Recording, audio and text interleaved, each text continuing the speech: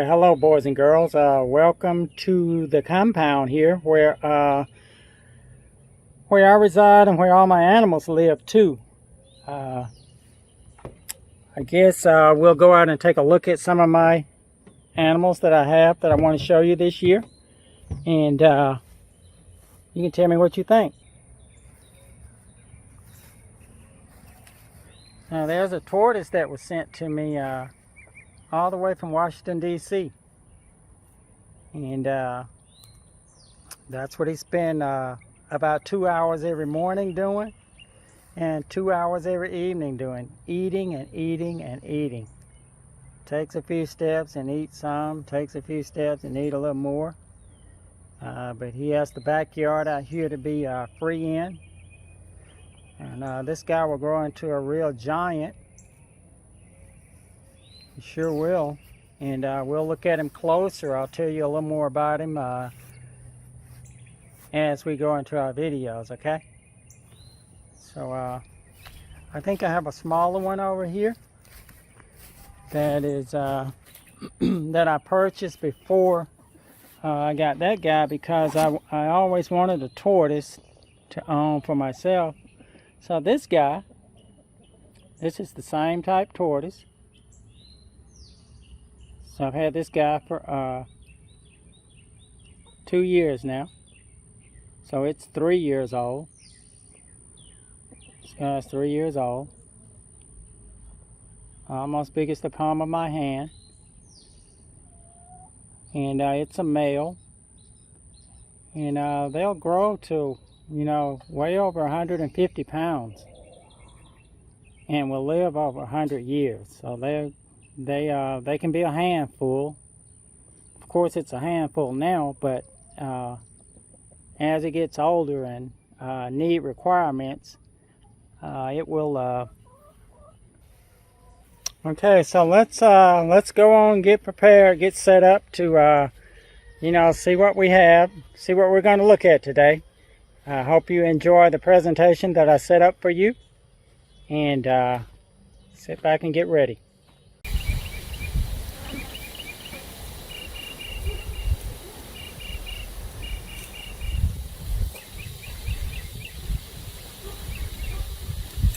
Well, hello boys and girls, how are you? I hope you're having a great summer. I guess you've had a long break from school now. Those of you that are in school and you're ready to you know, get back to being with your friends and having the normal life that you normally have. I know that this virus thing has our country kind of turned upside down right now, but hopefully our medical teams, our professionals that are working on cures for this will get everything rounded up, and we'll get a vaccine and a cure for this, and everything can go back to normal.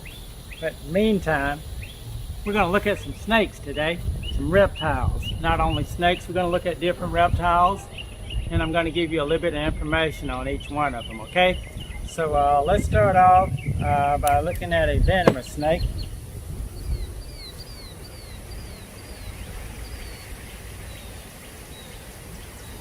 This, of course, is, any of you out there know the name of this guy? See that Hershey's Kisses pattern on his sides? Anybody know what this is? This is a copperhead. This is the eastern copperhead, found locally here in Georgia. It's our most common venomous snake. It's found statewide throughout the state. And most people that get bit excuse me, by venomous snakes are usually bitten by these guys because they catch one and they play with him, they handle him for a while until he gets tired. You know, get tired of you handling it, and then it bites you. You know, it's ready to go on its way.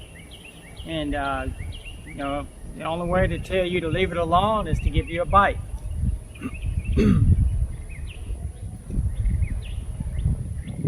So when I was a kid, people used to call these Highland moccasins. And then the water snakes, the water moccasin, the cottonmouth, he was a lowland moccasin.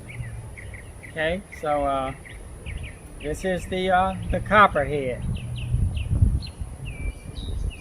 And a good thing by these snakes, this species, is their venom may hold cures to cancer. So you know, there's a lot of cancer research going on with their venom now. So it's not a good idea to kill every one of them that you come across. And if you come across one of them, you know, just step aside, watch it, and let it be on its way. And if you have to move it, then, you know, call somebody who's qualified to move it. I hope you don't just have to kill them. Yeah, but if you can, you know, call somebody that's qualified to move it. All right, eastern copperhead. All right, boys and girls, so that you can make sure you know what you're seeing when you come across a copperhead. See that head color? See how he looks? All right, so this is the eastern copperhead up close, so that you won't be mistaken if you come across one. This is the eastern copperhead. Okay. You come across one of these guys, you want to keep your distance. Alright, so next we have a non-venomous snake. This is just like a rat snake, but it's an Everglades rat snake, just like the black rat snakes, only it's more brilliantly colored. This guy's going into a shed cycle now. A really pretty animal once it comes out of that shed cycle. This is my female, one of my females. I actually have two. And the two females and one male. They're all three are in a shed cycle right now, so I chose to handle this one. They're pretty cool animals. And it'll grow to about 6 feet long, 6.5, 7 feet. So it'll really be a pretty animal, and I hope I get to bring it and show it to you later in the fall or next spring, so that you can handle it, get to maybe let it wrap around your shoulders or something, one or two of the kids. Beautiful color. See that undercolor there? They are very pretty animals. And if you go down near the coast of Georgia and on into Florida, you can find these guys. All right, Everglades rat snake. All right, so next we're going to look at another venomous snake. I guess you can tell what this is. This is a canebrake rattlesnake. It's a big canebrake rattlesnake. You hear those rattles? This is a very dangerous animal right here. So especially if you ever come across one of these guys, please avoid it at all costs. You want to avoid this snake. You have to call 911 to get a professional person to come out and remove it.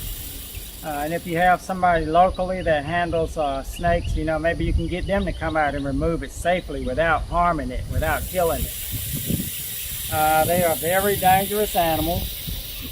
Now, even though a lot of people don't die from snake bites today, but if you get bit by this guy, you're going to do a stint in the hospital. You're going to be in the hospital for a couple of weeks, and you're going to have a super, super high medical bill. So at all costs, you know, avoid, you know, making contact with this guy. This is the one that I had there last year that did the little jiggle, and I had to reposition him on the floor. Thinking everybody would think that was pretty cool, but it scared everybody. So I guess this may be the best way to present it. Again, this is Crotalus horridus, canebrake or timber rattlesnake. Nice looking specimen right there. Pretty cool animal, wouldn't you say? Pretty cool, huh? Canebrake rattlesnake. So last but not least, we want to look at the rattlesnake one more time. The canebrake rattlesnake. Canebrake or timber rattlesnake, whatever you prefer to call it. You're correct. See that string of rattles?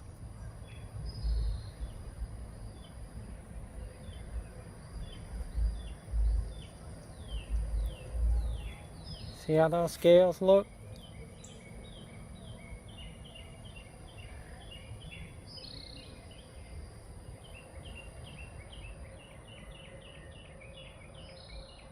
So especially, guys, if you see one of these, please stay away from it.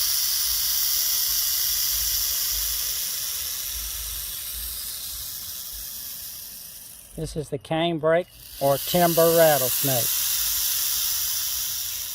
And you have plenty of these in your area as well.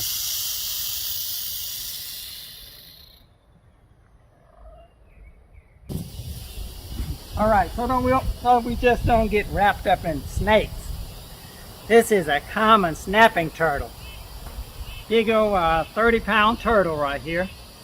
Just as mean as he can be. I've had him for a lot of years, but he'll still bite me. Still wants to bite me.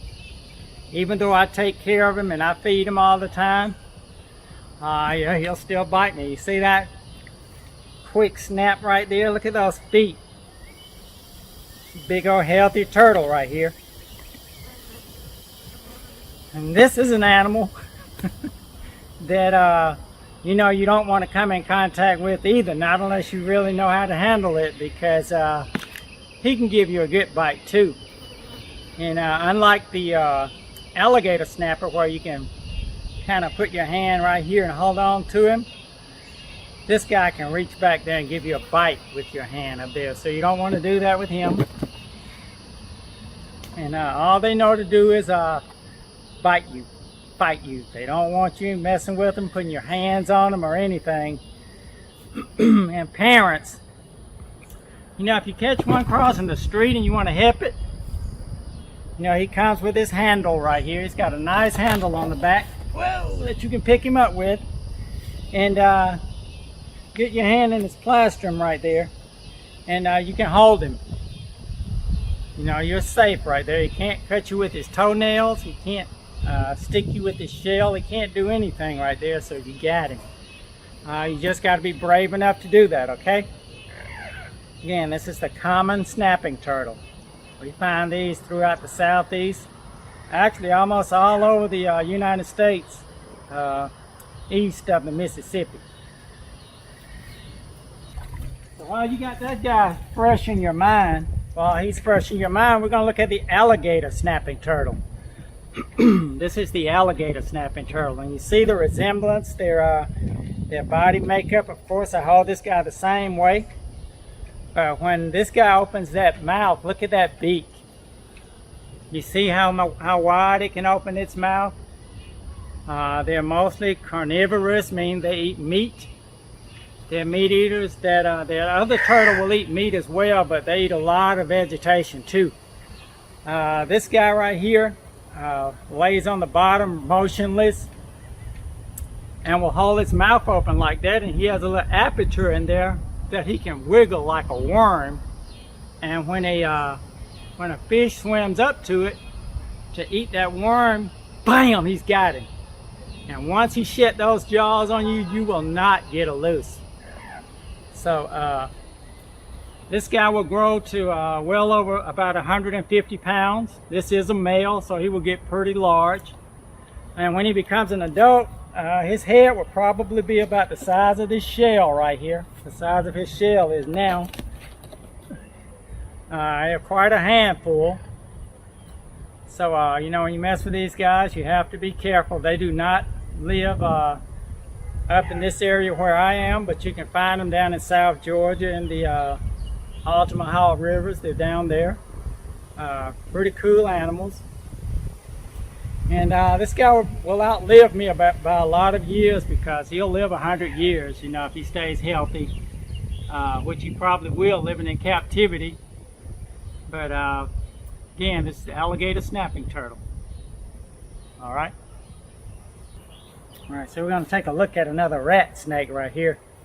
This is a yellow rat snake.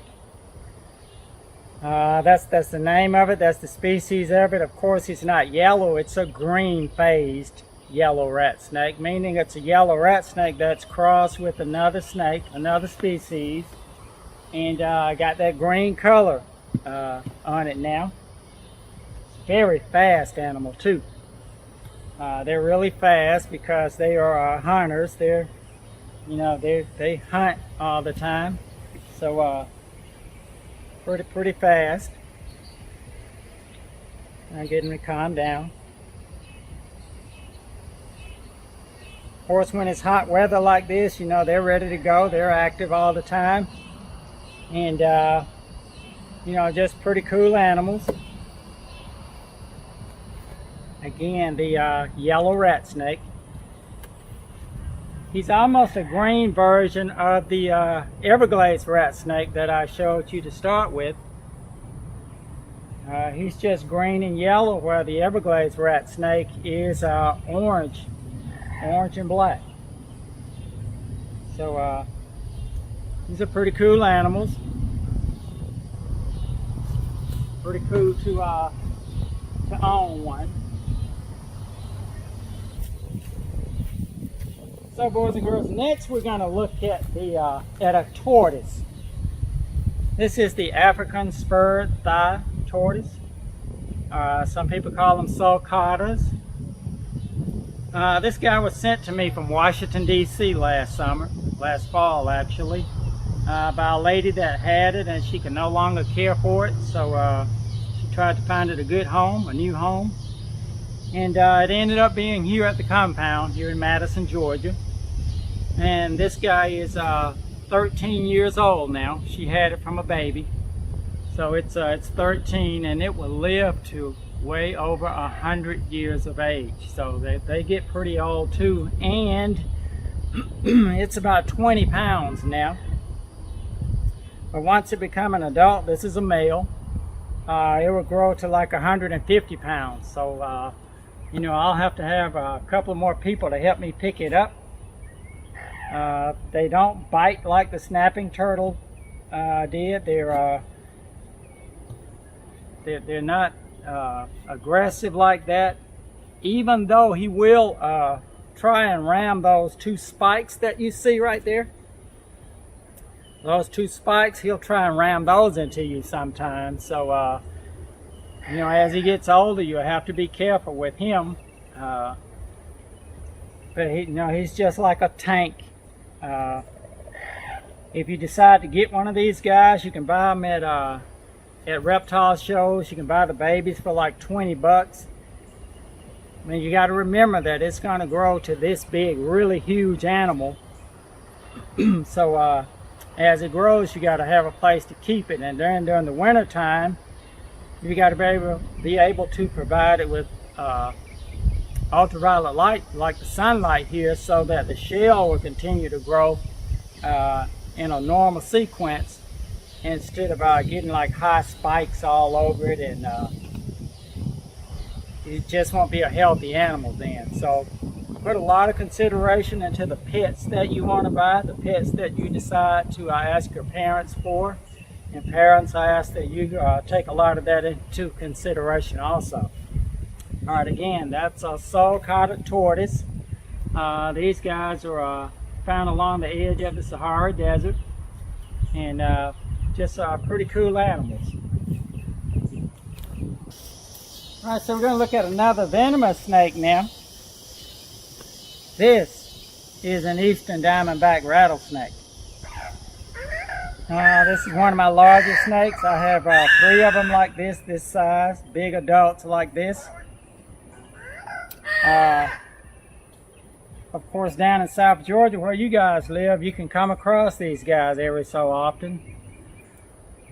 And if you do come across one of these, I ask that you please don't kill it. Let it be on its way. Maybe take some pictures of it, make a video of it.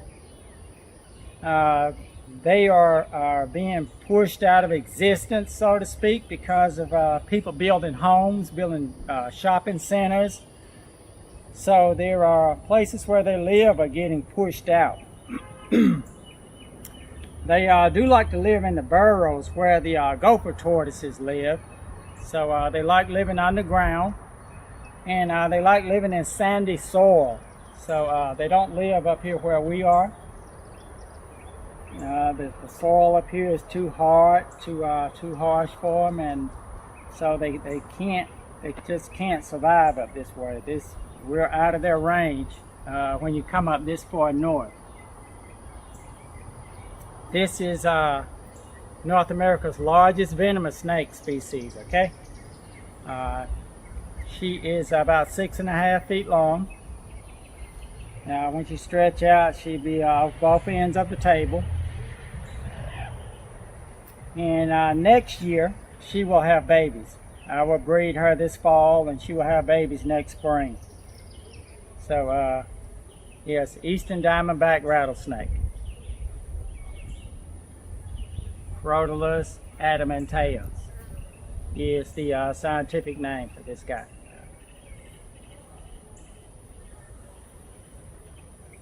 Pretty calm now. Pretty calm, and sometimes, you know, it misleads you and you think you can just pick it up like a normal snake, like a non-venomous snake. But I don't trust it. I won't push my luck that far. Because a bite from this guy would be a pretty bad bite. So I just prefer to handle it with the hook and actually put my hands on it as little as possible. Again, that's the Eastern Diamondback Rattlesnake. Now, if at the same time you come across an Eastern Diamondback Rattlesnake, because you guys will have these down in your home area too, you want to make sure you keep your distance from them as well. A lot more dangerous than the copperhead. A lot more dangerous than the copperhead. Well, you see, that's why they call them diamondback. You see the diamond-shaped markings on its back. Eastern Diamondback Rattlesnake. But now we're going to look at another venomous. Just bit the hook. So this is a cottonmouth. And get him up there so you can see him.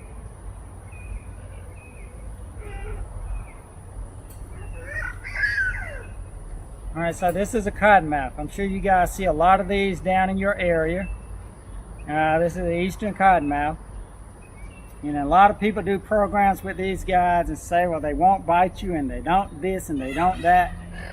If you get in striking range of this snake, it will bite you. I don't care what anybody says. They're not as, they're very nervous. I'll put it that way. They're a nervous snake. They're real jumpy, real fidgety. So, you know, they just don't trust you. They don't trust me, of course, because I'm handling it. So all it wants to do is get away. You know, that's his #1 goal right now, is to get away from me. And they eat mainly fish and frogs, crayfish. Oh, and they'll eat other snakes too. So if this guy come across another snake, he'll bite him, envenomate him, and usually when they bite, they just hold on. So when he bite him and kill him, then he'll eat him. Rat snakes, corn snakes, water snakes. Anybody this guy come across, you know, he'll eat it. He'll kill it and eat it. So, yeah, the Eastern cottonmouth.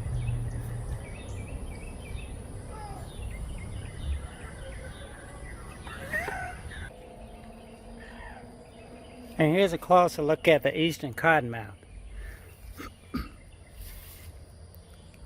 And sometimes he'll do a little lunge at me when I'm close like this. Here, gaping right there, so it's telling me, hey, watch out, buddy. You know, don't get too close. And you see it's kind of shaking that tail there. It's really nervous. So, you know, that's an indication. That's an indication of a of the cottonmouth. You know, that's what they do. All right, eastern cottonmouth.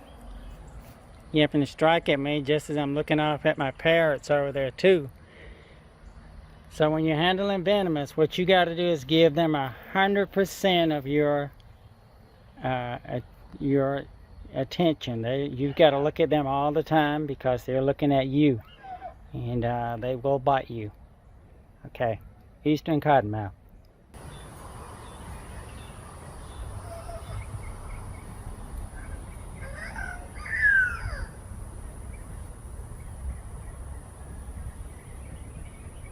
We got somebody here wanting to get out. Let's see who we have in here. Ah, this is the common black rat snake. Yeah, so this is everybody's snake. You know, throughout the state of Georgia, you find these guys. No one wants to cooperate today. Yeah, so this is the black rat snake. It's harmless to humans. A lot of people find these in their homes. Yep, a lot of people find them in their homes and in crawl spaces, and when air conditioner people come out to do work on their furnaces and stuff, they find them.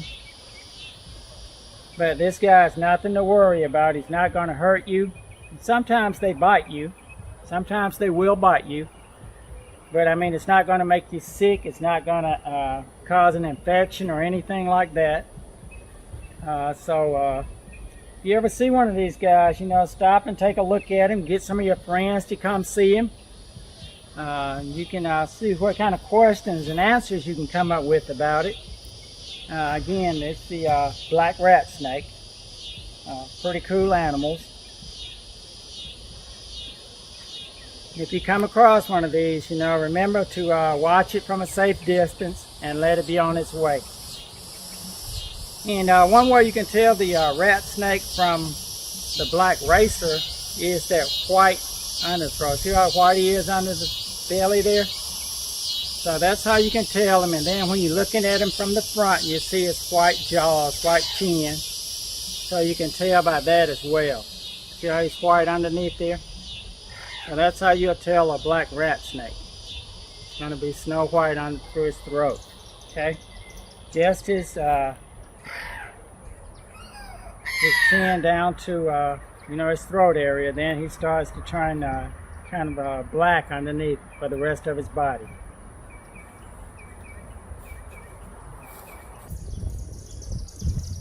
Now, boys and girls, this guy right here. This is a snake that I received from a snake call. I went to a snake call. A lady had a snake in her house, and it turned out to be this guy. Ran ads in the paper to see if we could find out who the owner was. We couldn't. This is a South American boa. This South American boa. So I don't know how he ended up where he ended up. But nevertheless, he's here now. May grow to maybe 2 to 3 feet more in length, and may get a little more girth on it. He's a pretty cool snake, pretty cool animal. Of course, you know, they live in South America, not here in the States. So I'm assuming he was somebody's pet, and they let it get away, or they just tossed it away because they couldn't keep it anymore. So one of the two, but you know, either way, it got away from the owner, and they didn't want to claim it anymore. So now I have it. I think I'm going to put a couple of the birds in the show today too. All right, boys and girls. Now, what do we have here? Remember the big alligator that I brought last year that kind of frightened everybody? So this is my male. I had the female last year. And this is a male that I just got last year. So as you can see, he's not happy. Trying to get him to calm down a bit. he's going to be a lot calmer than the female that I have. I know it doesn't look like it now, but he's coming on. Remember, with alligators this small, he's got 200 teeth in there. 200 little teeny tiny teeth that he would just love to plunge into your arm, your hand, or whatever. So that would hurt pretty bad, so you don't want that. But nevertheless, this guy's going to stay with me for a long time. He's going to stay with me for a long time. And as some of you kids grow into teenagers, I hope some of you will ask to come and work with me during the summers when you're out of school. And maybe you can learn a little extra about them and make you a little extra money too. Okay? So this is the American alligator. He is, you know, rock hard on the top. Hard as steel on this head, really hard head. I bet like some of you. And he keeps that mouth open like that because anything that touches inside of it, he's going to slam it shut. And then he'll do a little head shake like that. So he can give you a pretty good bite. He can give you a pretty good bite. So, you know, if you come across an alligator, or if someone has one and they're handling it, you know, if the mouth isn't taped, then I would recommend you not handling it. Because they can give you a pretty good bite. This guy's 4 years old, 4. As a matter of fact, he's 5 years old now. That's right, he's 5 years old this summer. So according to the owner that had him, that could no longer care for him, and the DNR said it was okay that I could take it. So, and it was actually somebody that had it illegally, that got it when it was a baby. How they came across it, how they came about it, I don't know. But they had it from when it was a baby and kept it in an aquarium. So when I got it, it was in like a 75-gallon aquarium. Now he has a big pen outside to stay in, and a huge 350-gallon tank of water to swim in right now, but that will grow as he grows. All right. Yeah, so let's look at this guy. This is that's an eastern diamondback as well.